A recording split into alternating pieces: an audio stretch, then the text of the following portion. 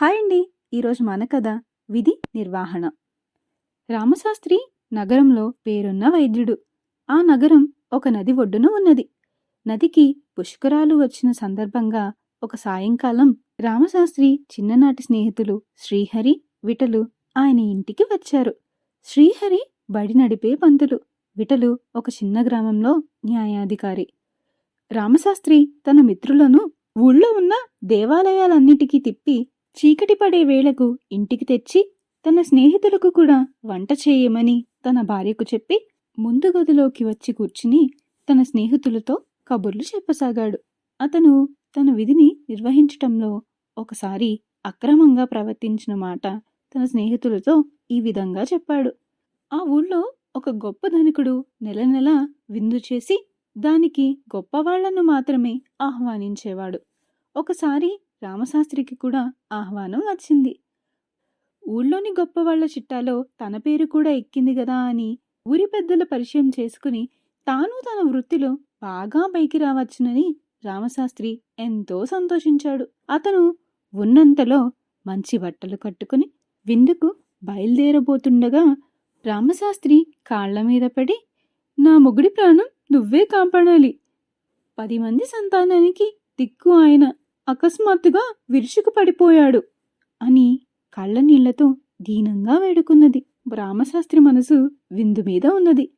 అదీకాక ఈ పేదరాలి మొగుడికి వైద్యం చేసినందువల్ల తనకేమీ లాభం ఉండదని అనుకున్నాడు.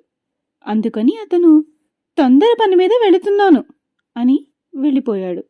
అయితే ఏదో అవాంతరం వచ్చి ఆ రోజు ఆ విందు వాయిదా పడింది. రామశాస్త్రి ఇంటికి తిరిగి వచ్చి ఆ పేదరాలి ఇల్లు కనుక్కొని వెళ్లేసరికి అంతా మించిపోయింది.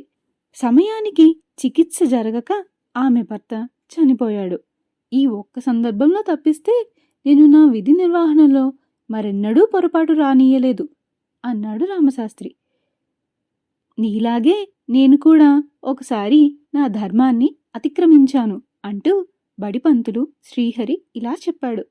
అతను పనిచేసేది జమీందారు గారి బడిలో. అందులో జమీందారు గారి అబ్బాయి చదువుకునేవాడు. అయినా అది తమ బడే గనక చదువు విషయంలో అశ్రద్ధ చేస్తూ కూడా విద్యార్థులలో మొదటివాడుగా ఉండేవాడు.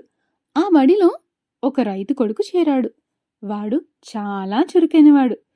ప్రతి విషయంలో వాడు జమీందారు గారి అబ్బాయిని మించి ఉండేవాడు. అందుచేత జమీందారు గారి అబ్బాయి ఆ రైతు కొడుకును బడి నుంచి పంపేయమని శ్రీహరిని కోరుకున్నాడు.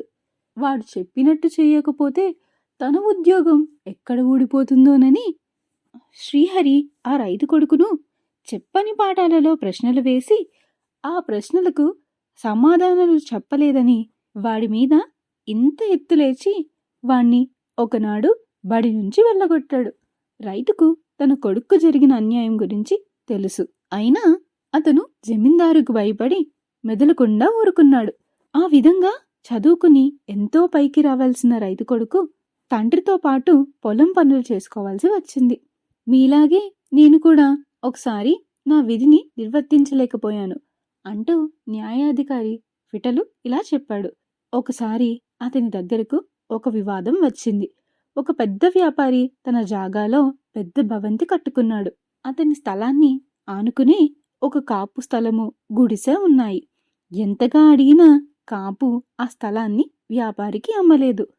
వ్యాపారి తన మనుషుల చేత కాపువాడి గుడిసె కూలదోయించి స్థలం ఆక్రమించుకున్నాడు. నిజం విటలుకు తెలుసు.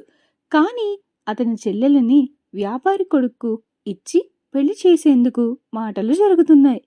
వ్యాపారి బోలెడు పలుకుబడి కలవాడు. అందుచేత విటలు వ్యాపారికి అనుకూలంగా తీర్పు చెప్పాడు. ఇది ఒక్కటే నా వృత్తిలో నేను చేసిన అక్రమం అన్నాడు విటలు. మొత్తం మీద మనమంతా మన విధులను సక్రమంగా నెరవేరుస్తున్నట్టే. ఇంకా భోజనాలకు లేద్దాం అంటూ రామశాస్త్రి వంట ఇంట్లోకి అడుగుపెట్టి నిర్ఘాంతపోయాడు. అతని భార్య వంట చేసే ప్రయత్నంలో లేదు. తలుపు పక్కనే కూర్చుని ముందు గదిలో జరిగిన సంభాషణ వింటుంది. ఇదేమిటి ఇలా కూర్చున్నావు, వంట చేయలేదు అని రామశాస్త్రి అడిగాడు. లేదు, ఈ పూట నాకు ఒళ్ళు నొప్పులుగా ఉన్నది అన్నదామె. రామశాస్త్రికి ఒళ్ళు మండిపోయింది. ఆ సమయానికి పూటకోళ్ల ఇల్లు కూడా కట్టేసి ఉంటారు. రాకరాక వచ్చిన తన స్నేహితులు పస్తులు పడుకోవాలా? అతనికి కూడా ఆకలి దహించకపోతున్నది. ఆ కోపంతోనూ ఆకలితోనూ అతను తన భార్య మీద చెయ్యి చేసుకోబోయాడు. ఆగండి, నేను ఒక్కసారి నా విధి నిర్వర్తించినందుకే నన్ను కొట్టవచ్చారు. ఏం మునిగిపోయిందని? ఒక పూట తిండి లేకపోతే ఎవరమూ చచ్చిపోము. వైద్యుడు తన విధి నిర్వర్తించకపోతే నిండు ప్రాణం పోతుంది. గురువు విద్యార్థి పట్ల అక్రమంగా ప్రవర్తిస్తే వాడి జీవితం భ్రష్టు అయిపోతుంది. న్యాయాధికారి అక్రమంగా ప్రవర్తిస్తే ఒక మనిషి అనవసరంగా శిక్షకు గురి అవుతాడు. ఈ వృత్తులను చేసేవాళ్ళు ఒక్కసారి తమ విధి నిర్వహణలో పొరపాటు చేసినా క్షమించరాదు. ముందు మీ ముగ్గురు ఈ విషయం తెలుసుకోవాలి. మీరు బయటికి వెళ్ళినప్పుడే వంట చేసేశాను. కాళ్ళు కడుక్కురండి, వడ్డించేస్తాను అన్నది రామశాస్త్రి భార్య. అంతేనండి. ముందు కథలోని పొడుపు కథ ఎర్రటి పండు మీద ఈగైనా వాలదు. ఆన్సర్ నిప్పు. ఈ వీక్ పొడుపు కథ ఇచ్చేవాడు అతనే, పుచ్చుకునేవాడు అతనే.